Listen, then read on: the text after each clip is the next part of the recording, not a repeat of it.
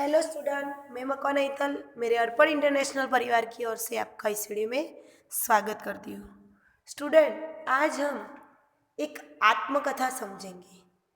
आत्मकथा यानी क्या? आत्मकथा यानी खुद के बारे में कुछ कहना, अपनी आप बीती कहना। तो यहाँ पर हमने एक फूल की आत्मकथा ली है। किसकी आत्मकथा ली है? एक फूल यानी पुष्प। तो आपको लेखन विभाग में, परीक्षा में लेखन विभाग में निबंध पूछा जाता है, पर उसके ऑप्शन में आत्मकथा भी पूछ सकते हैं। तो इसलिए हम आत्मकथा देखेंगे। तो यहाँ पर मैंने ली है एक फूल की आत्मकथा। तो हमें इसमें प्रारंभ से जो लिखना है, तो जन्म और उसका बचपन, फिर उसके मध्य भाग में, आत्मकथा के मध्य भाग में क्या आएगा? फूल की सुगंध और सुंदरता, भगवान के सिर पर वर्तमान दशा और अंतिम इच्छा क्या है। तो फूल का जो जीवन होता है, फूल का समग्र जीवन कैसा हो, उसका बचपन कैसा था, उसकी सुंदरता कैसी थी, उसका अंत समय कैसा है, उसकी आप बीती इस आत्मकथा में कही गई है। खुद के बारे में उसने अपनी कथा कही है, मतलब कि आत्मकथा। यहाँ पर टॉपिक दिए गए हैं, तो टॉपिक के अनुसंधान में हमको लिखना है। आप सब जानते हो कि ईश्वर का सबसे सुंदर अगर कोई सर्जन हो तो वो है फूल। तो यहाँ पर गुलाब के फूल की बात की गई है। तो आत्मकथा में खुद की बात करना है, तो किसी और की बात होती नहीं है। इसलिए इसमें लिखना होता है कि मैं गुलाब का फूल हूँ। वह अपने बारे में कथा कह रहा है। तो मैं गुलाब का फूल हूँ। मेरा जन्म जीजा माता उद्यान में एक पौधे पर हुआ था। आत्मकथा में अपने बारे में बात की जाती है, इसलिए इस फूल ने प्रारंभ में ही अपना जन्म कहाँ हुआ था और उसका परिचय दिया है। मेरा जन्म जीजा माता उद्यान में एक पौधे पर हुआ था। वहाँ अन्य पौधों पर मेरे और भी अनेक साथी थे। वहाँ अन्य पौधों पर क्या था? मेरे और भी अनेक साथी थे। सबका अपना अपना रूप रंग था। सबका अपना अपना क्या था? रूप रंग था। आप जानते हो फूल कैसे होते हैं? बहुत ही ज़्यादा सुंदर। भगवान ने उसमें रंग भरे होते हैं, खुशबू दी होती है, एक नज़ाकत होती है, एक नाजुकता होती है। तो सभी फूलों के जो उसके दूसरे साथी थे, उनका क्या था? अपना अपना रंग और रूप था। सबकी अपनी अपनी सुंदरता थी। पहले तो मैं बहुत छोटा था। बहुत छोटा था यानी कि एक फूल की कली था। मैं बहुत छोटा था। उस समय लोग मुझे कली कहते थे। फूल जब छोटा फूल होता है, जैसे कि पहले जो कली लगती है उसको हम क्या कहते हैं? कली कहते हैं। जो खिला हुआ न हो वैसा, उसे क्या कहते हैं? कली कहते हैं। तो पहले मुझे लोग कली कहते थे। बड़ा होने पर लोग मुझे फूल कहने लगे। उसका नाम बदलने लगा गुलाब के फूल का। गुलाब का फूल जब छोटा था, जब वो खिला हुआ नहीं था, तब उसे कली कहते थे, और अभी लोग उसे क्या कहते हैं? फूल कहते हैं। मैं अपनी माँ की गोद में हवा के झोंकों के साथ झूमता रहता था। अपनी माँ, उसकी माँ कौन थी? गुलाब का पौधा। उस पे वो लगा हुआ था, तो हवा के साथ वो झूमता रहता था। कितनी आनंद भरी थी उस समय की वह प्यार भरी दुनिया। उस समय की प्यार भरी दुनिया कैसी थी गुलाब की? बहुत ही आनंद भरी थी। नेक्स्ट पैराग्राफ में देखेंगे, जब मैं फूल बना। जब गुलाब की कली थी छोटी सी, वह फूल बना, तो मेरे रूप रंग की शान निराली हो गई। आप जानते हो बच्चों कि कोई भी फूल हो, गुलाब का हो, कमल का हो, या कोई भी फूल हो, जासूद का फूल हो, तो जब वो पौधा उगता है, उस पर कलियाँ बैठती है, मोगरे हो, तो जब वो खिल के अपने विस्तृत रूप में पूरे रूप में निखर जाता है तो बहुत ही सुंदर और निराला लगता है। तो उसी तरह जब मैं फूल बन गया तो मेरे रूप और रंग की शान निराली हो गई। जो भी मुझे देखता बस देखता ही रह जाता था।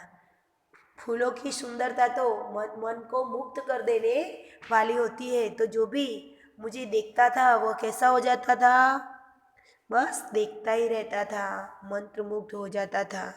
मेरी सुगंध यानी कि खुशबू और सुंदरता लोगों पर जादू जैसा असर करती थी। खुशबू और सुंदरता लोगों पर क्या करती थी, जादू जैसा असर करती थी। मधु के लोभी भोर मुझ पर मंडराते रहते थे। मधु, मधु यानी शहद, मधु यानी शहद के लोभी। आप जानते हो भंवरे जो होते हैं वो फूलों में से रस लेते हैं और उससे क्या बनता है, अपने छत्ते में जाके शहद बनाते हैं। तो जो मधु यानी कि शहद के लालच में आकर भंवरे मेरे ऊपर मंडराते रहते थे, मेरे आगे पीछे घूमते रहते थे। तितलियाँ भी मेरे आसपास ही रहना चाहती थी।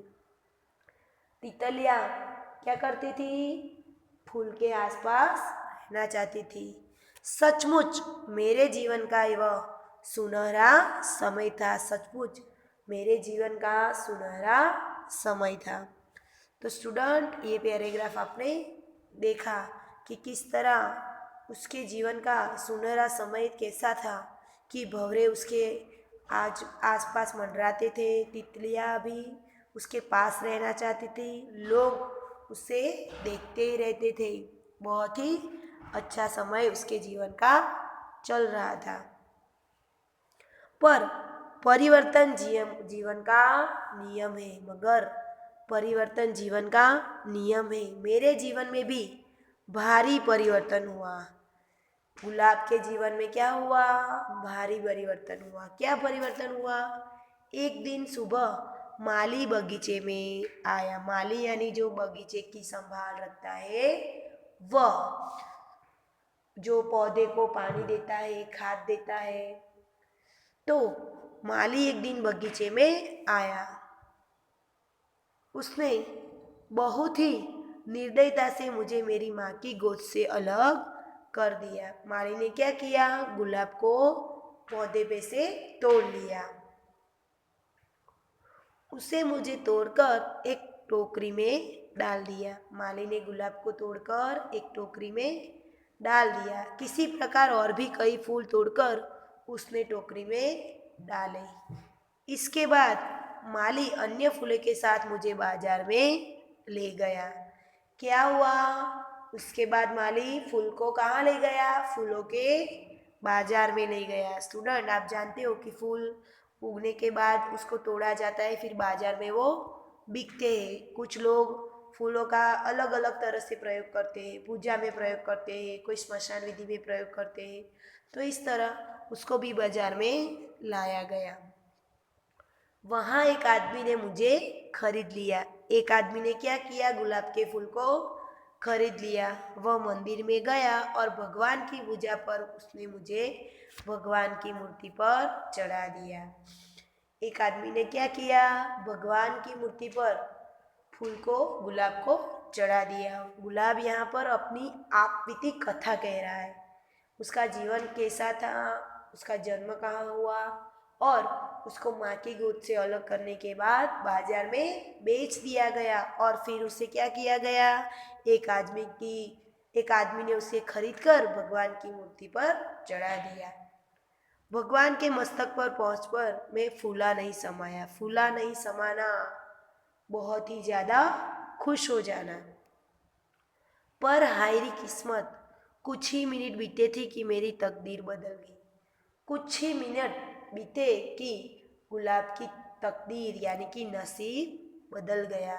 पुजारी ने मुझे भगवान के मस्तक से उठाया और एक भक्त को दे दिया। पुजारी ने क्या किया, गुलाब को भगवान के मस्तक से उठा लिया और क्या किया, एक भक्त को दे दिया। मुझे पाकर उसकी खुशी का ठिकाना नहीं रहा। भक्त ने गुलाब को भक्त पाकर बहुत ही ज़्यादा खुश हो गया। उसकी खुशी का ठिकाना नहीं रहा। देखिए हर जगह गुलाब क्या है, अभी घूम रहा है। माँ की गोद से बाजार में गया, वो फूलों की टोकरी में गया, फूलों की टोकरी में से बाजार में गया, बाजार में से मंदिर गया और मंदिर में से अब भक्त को मिल गया। उसने मुझे अपनी सिर आँखों से लगा लिया। घर पहुंचकर उसने मुझे अपनी अलमारी के ऊपर रख दिया। घर पहुंचकर भक्त ने क्या किया, गुलाब को अपनी अलमारी पर रख दिया। फिर दूसरे दिन पड़ा पड़ा में मुरझा गया। दूसरे दिन क्या हुआ, जब भी पौधा कोई भी फूल होता है स्टूडेंट, उसको आप अगर उसके पेड़ से या जो उसका पौधा है उससे आप तोड़ लेते हो तो उसमें क्या हो जाता है, वो धीरे धीरे मर जाता है, सूख जाता है। अगर वही गुलाब वहीं पे लगा रहे तो उसे कुछ होता नहीं है, पर उसको तोड़ लिया गया और 2 दिन होने के बाद वह मुरझा गया, सिकुड़ गया, रंग रूप उतर गया था। मेरी खुशबू भी चली गई थी। सफाई करते समय नौकर ने मुझे उठाकर कचरे की टोकरी में डाल दिया। देखो सफाई करते वक्त जो नौकर था उसने क्या किया, फूल को जो भगवान के मस्तक से भक्त को मिला था वह उसने अपने घर की अलमारी में रखा और उस नौकर ने उसको कचरे की टोकरी में डाल दिया। फिर वह मुझे उठाकर कूड़ेदान कूड़ेदान यानी कचरा पेटी में फेंक आया। तब से मैं यहीं पड़ा पड़ा अपनी किस्मत पर रो रहा हूँ। तब से गुलाब क्या कर रहा है, यहीं पे पड़ा पड़ा अपनी किस्मत पर रो रहा है। बस अब तो बस एक ही इच्छा है कि किसी फुलवारी में मेरा फिर से जन्म हो। स्टूडेंट आपने इस आत्मकथा में देखा कि एक गुलाब है जिसका जन्म एक उद्यान में होता है। वहाँ वो बहुत खुश होता है, उसका रंग रूप बहुत अच्छी तरह से बड़े होने पर यानी कि कली से फूल बनने पर खिलता है।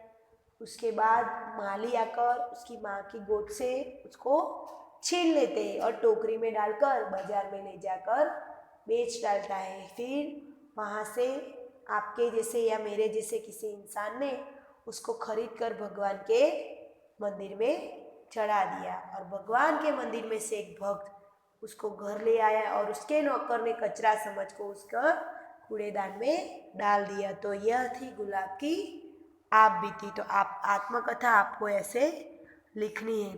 स्टूडेंट एक बार फिर से मैं आपको ये आत्मकथा है वो आपको समझ में तो आ गई है, पर एक बार मैं आपको सिर्फ इसका रीडिंग करके बताती हूँ जिससे आपको ये निबंध अच्छे से याद रहे।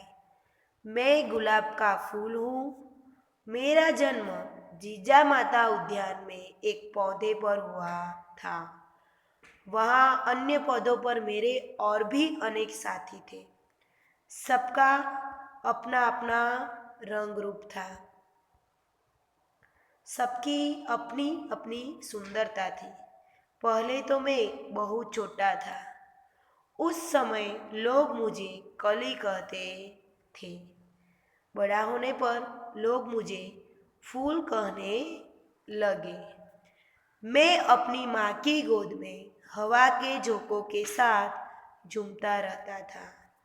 कितनी आनंद भरी थी उस समय की वह प्यार भरी दुनिया। अब हम नेक्स्ट पैराग्राफ रीड करेंगे। जब मैं फूल बना तो मेरे रूप रंग की शान निराली हो गई। जो भी मुझे देखता बस देखता ही रह जाता था। मेरी सुगंध और सुंदरता लोगों पर जादू जैसा असर करती थी। मधु के लोभी यानी कि शहद के लोभी भौरे मुझ पर मंडराते रहते थे। तितलियां भी मेरे आसपास ही रहना चाहती थी। सचमुच मेरे जीवन का वह सुनहरा समय था। नेक्स्ट पैराग्राफ देखेंगे, हम सिर्फ रीड कर रहे हैं। मगर परिवर्तन जीवन का नियम है। मेरे जीवन में भी भारी परिवर्तन हुआ। एक दिन सुबह माली बगीचे में आया। उसने बहुत निर्दयता से मुझे मेरी माँ की गोद से अलग कर दिया। उसने मुझे तोड़कर एक टोकरी में डाल दिया। इसी प्रकार और भी कई फूल तोड़कर उसने टोकरी में डाले। इसके बाद माली अन्य फूलों के साथ मुझे बाजार में ले गया। वहाँ एक आदमी ने मुझे खरीद लिया। वह मंदिर में गया और भगवान की पूजा कर उसने मुझे भगवान की मूर्ति पर चढ़ा दिया। भगवान के मस्तक पर पहुंचकर मैं फूला नहीं समाया, पर हाय री किस्मत, कुछ ही मिनट बीते थे कि मेरी तकदीर बदल गई। पुजारी ने मुझे भगवान के मस्तक से उठाया और एक भक्त को दे दिया। मुझे पाकर उसकी खुशी का ठिकाना नहीं रहा। उसने मुझे अपनी सिराखों पर बिठाया, यानी कि सिराखों से लगा लिया।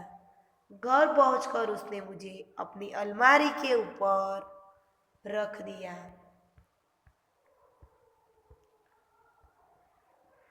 दूसरे दिन पड़ा पड़ा मैं मुरझा गया। मेरा रंग उतर गया था। मेरी खुशबू भी चली गई थी। सफाई करते समय नौकर ने मुझे उठाकर कचरे की टोकरी में डाल दिया।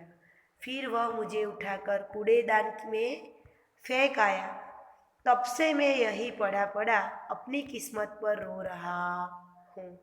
अब तो बस एक ही इच्छा है कि किसी फुलवारी में मेरा फिर से जन्म हो।